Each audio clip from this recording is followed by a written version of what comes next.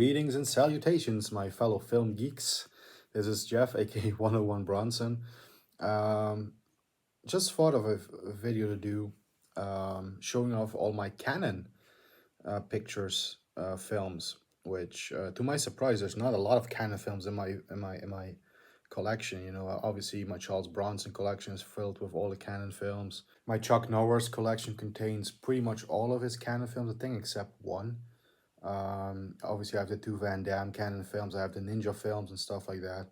Uh, I just counted them. Apparently, I have 35 films that are Canon produced. I was thinking of maybe even including films that they distributed, whatever's the correct pronunciation. Again, I'm Dutch. People do apologize. Do forgive me for some mistakes. Um, No, actually, I've recently just picked up a couple of Canon films to add to my library, and I'm planning on picking up a lot more because I just saw that fantastic Canon documentary again, Electric Boogaloo, which I still need to get the other one, the Go-Go Boys. I need to get that, and I'm definitely gonna add that to my list of things to get for the Canon filmography in my collection. But I thought what we do for now is celebrate Canon films and show you all the Canon films that I have in my collection. So let's just go. I've picked out all the sort of Canon films from all the collections I have from the Bronson collection. We're going to start with Charles Bronson because obviously I'm 101 Bronson. First up, we have 10 to Midnight. Now, 10 to Midnight is easily one of my favorite Canon films, one of my favorite Bronson films. It is actually, as a matter of fact, in my top 10 Charles Bronson list, in my top 10 Bronson films. I absolutely love 10 to Midnight. I do recommend it wholeheartedly for those that haven't seen it. An absolute must. 88 Films did a fantastic Blu-ray of it. I think the US might have a... Is it Kino who did it in the US or some other label? Shout Factory, I think Shout Factory did it in the US actually. Fantastic Canon film, fantastic Bronson film. Next up is Assassination. This is one of the latter Canon films in the late 80s. One of the latter Bronson films. It's an okay. I do enjoy. It's not the greatest Bronson film, but I do really enjoy every time I watch this film. The last time he worked with his wife Jill Ireland. This here, the German Blu-ray. Really great. Canon schlocky B film. I enjoy it. People might not agree with me, but... And then, of course, Bronson did the majority of the Death Wish sequels with Canon. Death Wish 2 is the first one right here. Actually, Canon produced this for City Films. So this, if you watch this, it doesn't have the classic Canon logo coming up at the beginning, but it definitely is a Canon film. Produced by Golan and Globus, I should say. And then, of course, who can forget the awesome Death Wish 3. A lot of people say this is the best Death Wish film. It's not the best, but it's definitely the most entertaining. I mean, you cannot go wrong with Charles Bronson with a machine gun and with the Wildy Magnum, you know, causing a rampage in New York City. I absolutely love it. This is actually the last Canon film because Death Wish 5, even though Menachem Golan did produce it, it was, you know, after Canon split up and Canon was already bankrupt by that point. So Death Wish 5 is not a Canon film. So the last Death Wish Canon film is Part 4, The Crackdown, which, again, I absolutely enjoy Death Wish 4, The Crackdown every time I watch it. It's a great, entertaining action flick. This is the last one that Bronson did with Canon, the last film that they did in the 80s. It might be, is it the last one before they sort of split? I can't remember, but definitely this one here, Kinjite, whatever way you want to pronounce it, The Forbidden Subjects from 1989. There you go. Yeah, it does say here, produced by Menachem Golan and Yoram Globus. This is when they were still together, because of course, what happened is after they lost the money and everything, and the cousins, they split up. I think Yoram Globus, he stayed with Canon for the last sort of dying breath of the company. And Menachem Golan, he sort of formed his own company. And when they went their separate ways, I think that's what happened. But that might be one of the last films that they were together on. And then we have a German media book here from Messenger of Death. 88 Films has released a great edition of this in the UK, and I'm sure there's a good US edition for it as well. I can't be 100% certain. But yeah, this one directed again by J. Lee Thompson, who did the majority of these Canon films with Bronson. Um, really excellent sort of murder, mystery, thriller. Not an action film, despite what the cover would have you believe. This is only like a 10-second scene in the film where Bronson has a gun. He doesn't actually kill anybody in the film that I can remember. He might at the end, but I don't remember at this moment. Uh, anyway, this is a great Canon film, and I think the cover, they sort of stole this from Death Wish 3. This definitely looks like a Death Wish 3 still, maybe with a different gun that's put in his hands. But Murphy's Law, again, a German media book. I much prefer that image right there. That is actually from the film. Yeah, man, this is... you cannot go wrong with a 80s Canon Bronson film, even if it's a thriller like Messenger of Death. It's still something to enjoy. If it's a schlocky film like Death Wish 3, it's highly entertaining. Or if it's this film where he is, I'm trying to find the poster. I know that the media book here has a still from the poster. Ah, there it is right there. I mean, that's the poster that we got. I mean, obviously this is the German translated title, but I mean, if you saw this poster, you knew you were getting in for a good time. Charles Bronson handcuffed to a foul-mouthed girl for the majority of the film. Bronson is on the run from the law. He's a cop, burned out cop. He's on the run with his other fugitive. Yeah, it's a great film. Murphy's Law, highly entertaining. And those were the Charles Bronson Canon films, and there's only, I think I counted 8 of them. I would have expected him to have done more, but I always forget that The Evil Dead Man Do, which really feels like a Canon film, it's not a Canon film. It's not produced by them. But I do always have that feeling every time I watch The Evil Dead Man Do. But alas, that's not a Canon film. Otherwise, he would have had 9. Let's move on to Chuck Norris. Now, I have these alphabetized, as you might have noticed. But yeah, the Delta Force, the original Delta Force with Chuck Norris, Lee Marvin, great action classic. A lot of people say it's a little bit too long for an action film like this, and yeah, it could have been a bit shorter. There are some pacing issues, but there's some fantastic action scenes in this.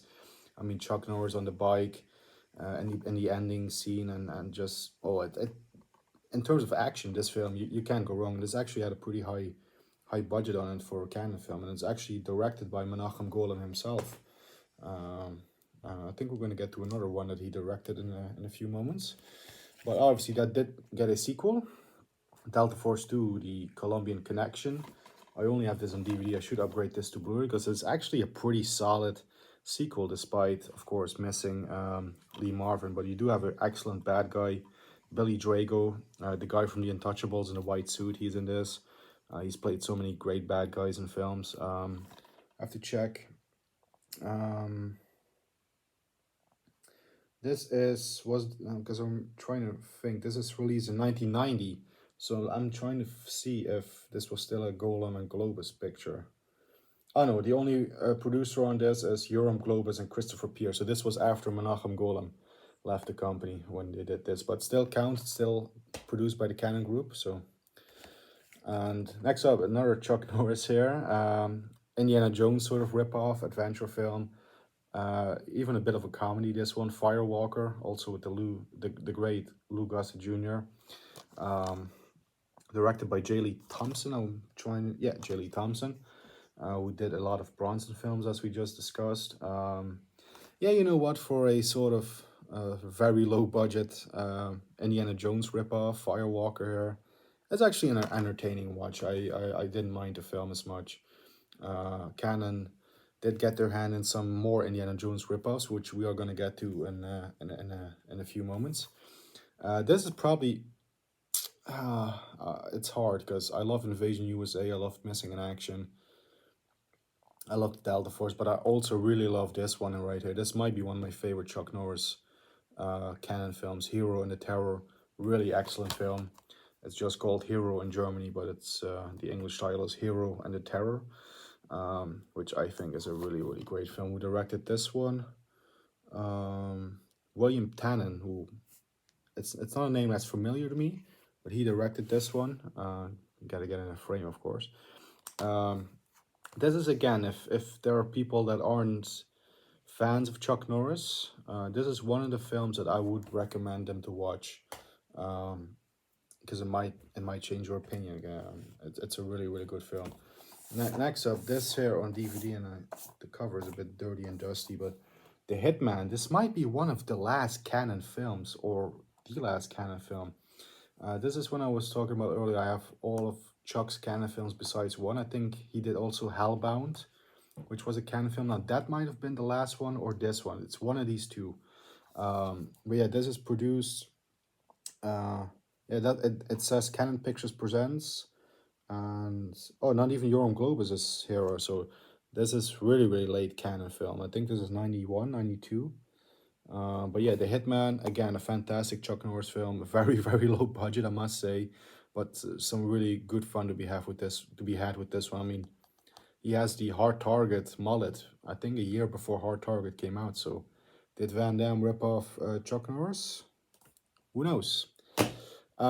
Next up, probably my favorite of Chuck's Canon films, Invasion USA. I mean, look at this cover.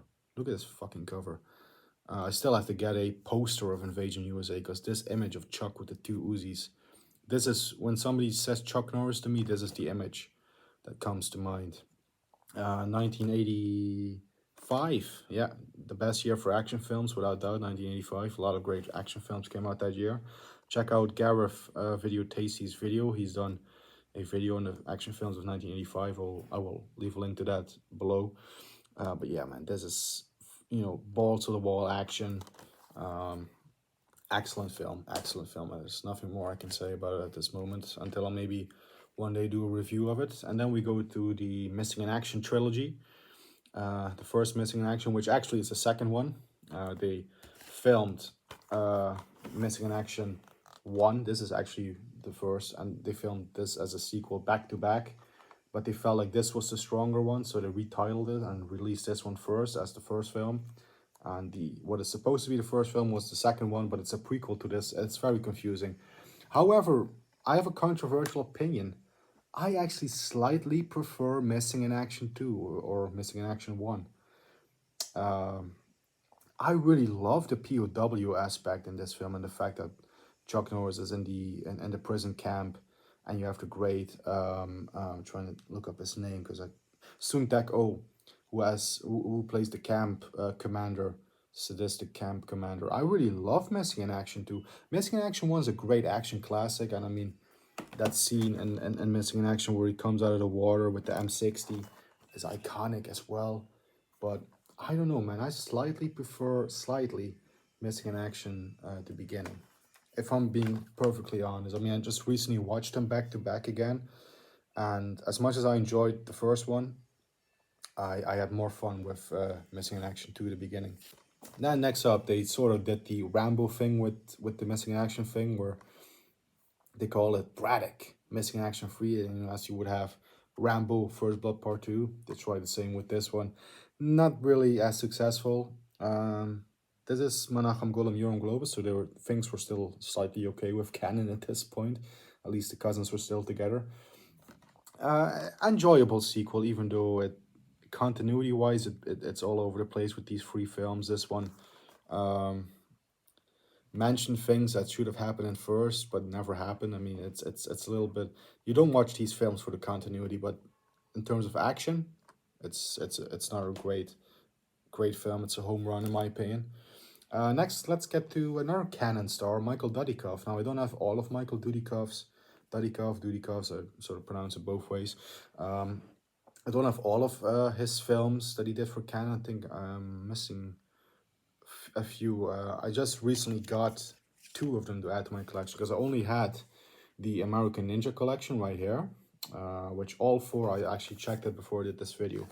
All 4 have the Canon name on it, the Canon Group on the first 2, Canon International on the 3rd, and Canon Pictures on the 4th. And I think by the time the 3rd one came out,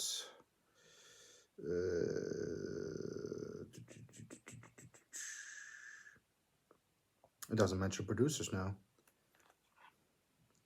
I think the first 2 are Golden Globus, and I think 3 and 4 um, were after they split and the company went down and stuff. But there's American Ninja 1, American Fighter is what they're called in Germany.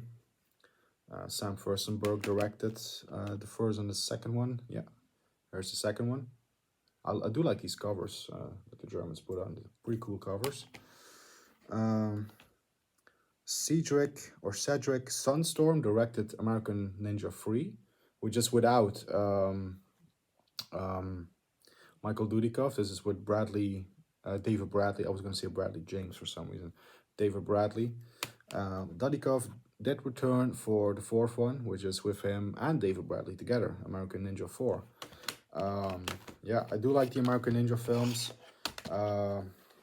Although I never held them in a sort of as the high regard as a lot of people do. I don't consider them, for me personally, cult classics. They're very enjoyable, entertaining. Canon films, don't get me wrong, but there's tons of Canon films that I enjoy just a little bit more, if that makes sense. Anyway, this is one of the recent pickups. Avenging Force. I'm sorry, Avenging Force is what this film is called, and then the Germans call it Night Hunter. But this was a really good Canon action film. I really enjoyed this film. This might be. I might put this over the American Ninja films for Dudikoff, to be honest. And Sam Furstenberg, who directed this. This might be my favorite Sam Furstenberg directed Michael Dudikoff starring action film. This was and Steve James is in this as well, the late Steve James, who was also in the American Ninja films. John P. Ryan played an excellent villain in this. Great film. This is also a little bit of an Indiana Jones adventure movie, a ripoff. Oh, you know, obviously Indiana Jones was popular in the 80s, and there were some copycats and stuff that were trying to sort of ride on the success of Indiana Jones. This is one of them, River of Death, with Dudikoff. Again, is a recent pickup. This was a first time watch as well, because I never saw this. I was actually surprised with this film. It's directed by Steve Carver, who did Chuck Norris's Lone Wolf McQuade, which isn't a Canon film, unfortunately. But and this has, besides Dudikoff, it has Robert Vaughn and Donald Pleasance as Nazis in it. And Al Q. Jones, who was also in Lone Wolf McQuade and also in Martin Scorsese's Casino. He had a role in that film. Not the greatest Canon film, but I did have some fun with this. I did enjoy it. Obviously, as we just showed the American Ninja films, ninjas were really a big craze in the 80s, and Canon was a big part of that. And they also did, of course, their own separate ninja films besides the American Ninja films. With the first one, with Franco Nero, Django. Django himself was the ninja in the first ninja film from Canon. And then, let's see, I'm going to show you. Now, this set has 4 ninja films, but this one here is Pray for Death, which is not a Canon film, but it is a Kasugi. I probably butchered that. Ninja film, but these 3 here are the Canon films: Enter the Ninja, Revenge of the Ninja, and my favorite, absolute classic, Ninja 3: The Domination. This one and the third one, these are directed by Sam Furstenberg, and this one is directed by Menachem Golan himself. Now, again, they're not the best Canon films, but I do really enjoy the ninja films. Now, one of Canon's earlier successes before they went to the US, when they were in Israel, was the Lemon Popsicle films. And when they made it in America, they made a sort of American remake of the first Lemon Popsicle film, which is The Last American Virgin, a sex comedy from the 80s. Actually, not a bad film, and I have seen the original. I don't own it, unfortunately, but I have seen the original Lemon Popsicle film. They made a whole bunch of those, actually, back in Israel. They're very popular here in the Netherlands and also in Germany. But yeah, this is The Last American Virgin, media book. I do enjoy this film, and I do recommend it, but I do also recommend the original Lemon Popsicle films. If you're into these sort of sleazy sex comedies. Anyway, like I was also alluding to earlier with the Michael Dudikoff film, and this is again one of my recent pickups, this one here. the adventure films after Indiana Jones, everybody was sort of trying to copy it. And Canon, I think this was their first attempt, and then they did Firewalker and River of Death.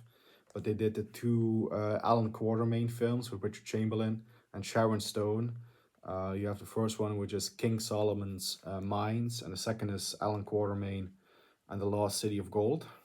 I think that's the title. Yeah, just recently checked these films out. I've always wanted to check them out. Actually, I just finished part 2 before I did this video. But yeah, this is a great German edition where it has both films here on Blu-ray and the excellent documentary Electric Boogaloo. And you have a nice shot of the beautiful Sharon Stone, who apparently was absolutely horrible on set. And nobody got along with her on the film. She was really sort of behaving like a diva on the set of the film. Which, if she was having such a terrible time on the first film and people didn't like work, why would she sign on for the second film? It's a mystery, but she's in both of the films. Yeah, they're cheap Indiana Jones ripoffs, but you know what? I didn't really have too many issues with these films. Yes, there are some cheap effects. The story isn't too cohesive and stuff like that, but I just had a lot of fun with this, and that's the main sort of thing. I mean, not every film has to be The Godfather. Not every film has to be a Shakespearean drama, intense story. Sometimes all you want in a film is just to have fun, and I had fun with the Quatermain films for sure. Which honestly, you can say for a lot of the Canon films, they're not Shakespearean films by any stretch, but they're a lot of damn fun. And you know what? I like fun. We all like fun. I mean, people like having fun, and Canon films are a fun time. This one, though, you would never say is a Canon film. I think people that have seen it are really shocked that it's a Canon film, because this is pretty much widely considered to be the best Canon film, Runaway Train, directed by, I'm going to get this wrong, Andrei Konchalovsky. I think I might have given that my best effort there. Excellent film with John Voight and Eric Roberts. John P. Ryan again as a great villain. He played a lot of villains in these Canon films. Death Wish 4, Avenging Force, this one. You know what? This is a great film. This one might not be as much fun as some of the other Canon films, but it's definitely still entertaining and a great time. Now, let's talk about a little bit about the downfall of Canon films. One of the big factors into the downfall, there was a lot of factors, but one was that they signed a certain Mr. Sylvester Stallone for a 2-picture deal for a ridiculous amount of money, for like, there's varying numbers from people out there. People say 12 million, 15 million, 20 million, but they signed Stallone for a big deal, for a huge amount of money for 2 films. And the first one was Cobra, which was a film that was so big it had to be sort of, co-produced with Warner Brothers, who do own the distribution rights and everything to it. So yeah, Warner Brothers put up some money to get this film financed and stuff, because it was too much for Canon to handle. But this is still definitely for sure a Canon film, but a lot of people do sort of seem to forget that it's a Canon film, but it definitely is. However, this one Canon produced all on their own, and yeah, most of the budget, like mentioned, went to Stallone. Over the Top in 1987. Now, I love Over the Top. In my opinion, it's criminally underrated. I absolutely, to my dying day, will defend this film. To my dying breath, I will always defend Over the Top. It is it's probably my favorite Canon film. I absolutely love and adore this film in all and every aspect. The soundtrack is fantastic. I love Sly's acting in it. People give it shit, but I think Sly actually really gives a good performance.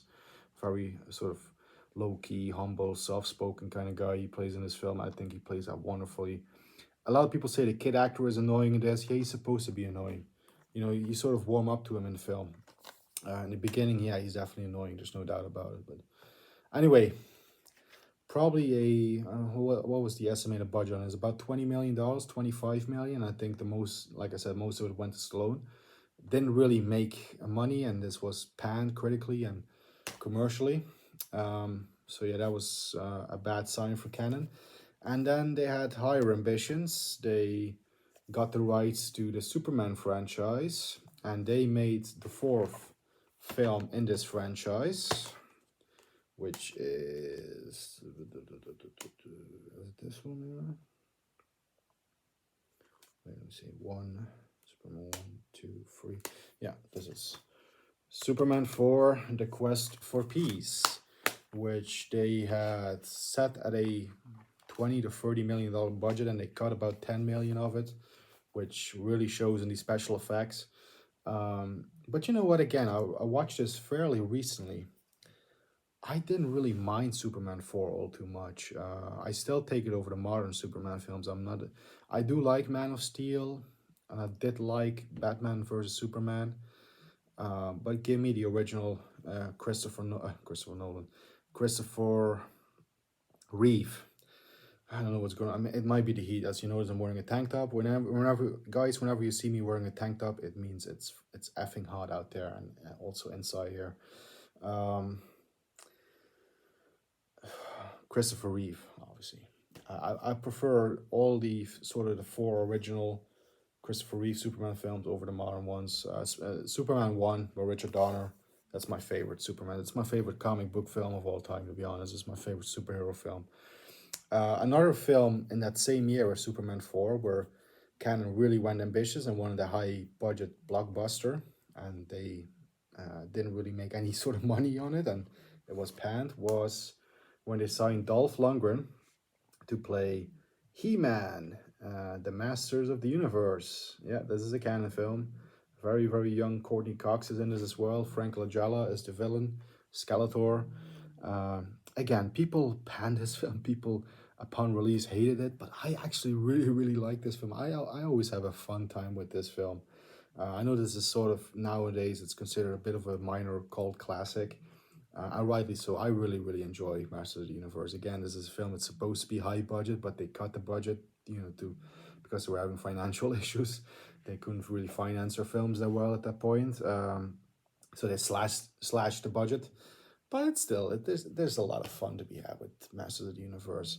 And then my last two Canon films that I have to show here is, they signed in 1988 a small, struggling martial artist from Belgium called Jean-Claude Van Damme for his big breakthrough. Although they didn't have much faith in it, and they didn't have much faith in Van Damme, but they went ahead and made this picture anyway. Bloodsport. Again, it's a cult classic. This is the German 4K media book right here. Yeah, you know what? Again, this is absolutely one of my favorite Canon films. This is the film that put Jean-Claude Van Damme on the map. And when this did prove to be a minor hit, especially on the rental market, on VHS and stuff, they did, give Van Damme a second chance for a Canon film, and that proved to be 1989's Cyborg, which really wasn't that well received back then, but I really, really enjoy Cyborg. I know plenty of people, including my buddy Dan from Dan's Movie Cave, who would have this in their top 5, top 10 of the Canon films, and even in the, I know for a fact Dan had this in his top 5 Van Damme a video that he did for Gareth Video Tasties. I know that Dan is a big fan of this film, and I really enjoy this film. For me, this would probably just be outside of my Canon top 10, but I do really, really enjoy Cyborg. And yeah, that's the last film I have to show you. So I actually miscounted, and I just quickly, when I made a little cut earlier, I grabbed the Superman collection because I forgot to put Superman in this pile. So actually I have 36 Canon films, and here they are, all of them right here. Big pile. I was imagining when I gathered my Canon films, I would end up with a bigger pile, but it's still a quite a sizable pile of, I guess some people would say it's a pile of junk, but for me, it's a pile of goodness right here. Every single one of these Canon films, even a recent ones like the Quartermain films I just recently watched, and also Avenging Force and stuff. I've enjoyed all of these films, and then I watched the Canon documentary again last night, and I've actually, as they were sort of going about some of the earlier films and some of the more obscure ones, I actually was writing them down. I'm going to try to track down some more Canon films because Man, do I love these films? Fuck yeah, absolutely. And I want to see more. I want more. I'm addicted. I'm hooked, and I want another shot of Canon films. I'm not a real junkie, whatever. There's no tracks. I never use drugs, but movies are my drug, and Canon films are my drug at the moment. And I need another fix, baby. I really need another fix. Although I might suffice with watching Death Wish 3 for the millionth time, or Death Wish 5, or 4, or 10 to midnight. Man, 10 to midnight is one that I want to watch again. You know what? I'm gonna wrap up. I'm gonna watch a Canon film probably now, and I will see you guys in the next video. Thank you so much for watching. Please let me know down below your favorite Canon film. Maybe even if you can, put your top 5 Canon films down there and have a discussion.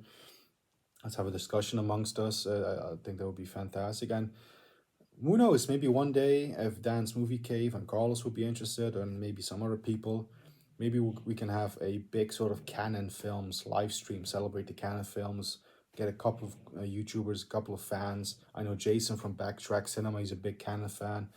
There's something we should do about Canon to celebrate them, because there's a fantastic films. They're a fantastic company in the 80s. Anyway, guys, keep punching. I'm gonna watch a Canon film, and I hope you will as well after this video. Anyway, take care. We'll see you soon. Canon Films, the home of high-powered, high-voltage motion picture entertainment. With the screen's biggest spectacles, brightest stars, and boldest lineup of explosive entertainment. We're taking motion picture excitement over the edge, and your box office over the top.